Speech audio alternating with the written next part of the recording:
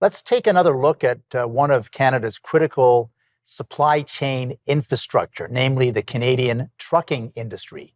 Returning to the program are Angela Splinter, she's head of Trucking HR Canada, and also joining us is Dave Earle. He's the president and CEO of the BC Trucking Association. Welcome back to both of you.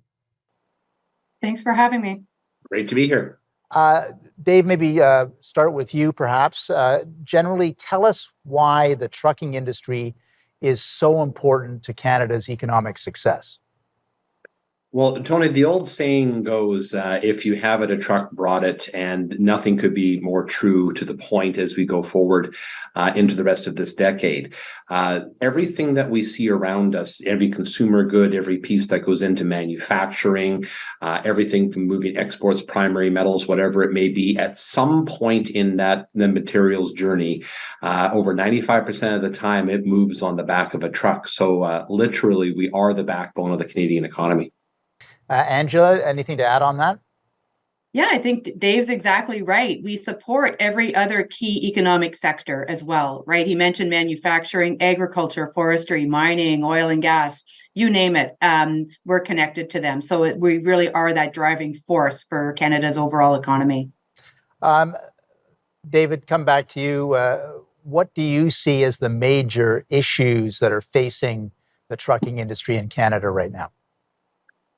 Well, certainly there's many, Tony. And I mean, as we are involved so integrally in every aspect of the Canadian economy, we always keep a very close eye on that overall economic condition. And as we've moved into 2023 with increasing and sticky inflation and interest rates, that general economic condition is always top of mind.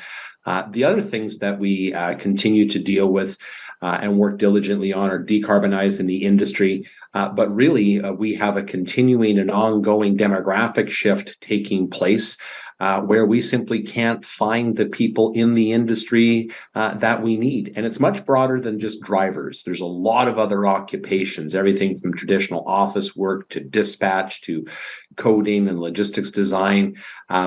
We need help everywhere. Wow. I know, Angela, this is something that you care very deeply about, and I think you've written about it as well, that there is and specifically a truck driver shortage. Tell us more about what's happening there from your perspective.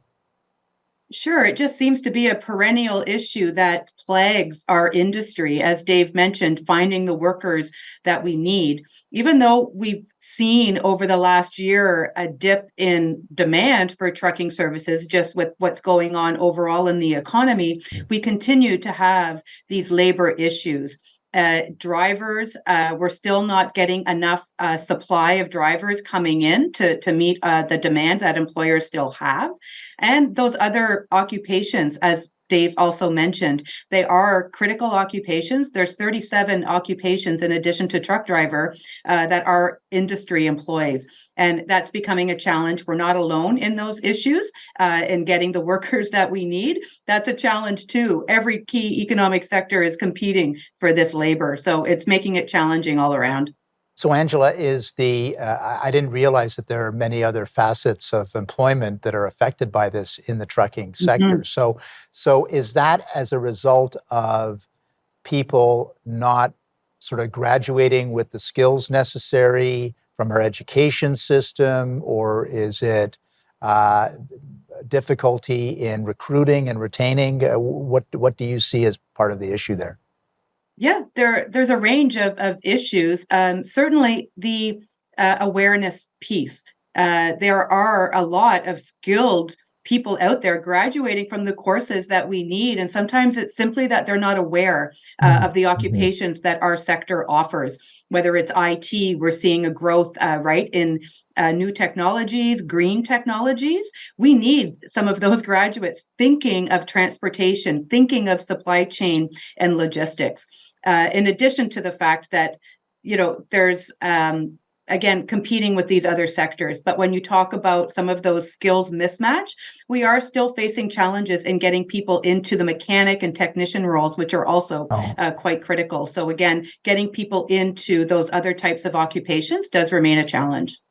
David, I'm going to ask you to comment on this, but do so after the break. I think it's important that we get a really full understanding of what is happening in this industry and what are the trends. So hang on to your thought. We'll be back after this message break. Please stay with us.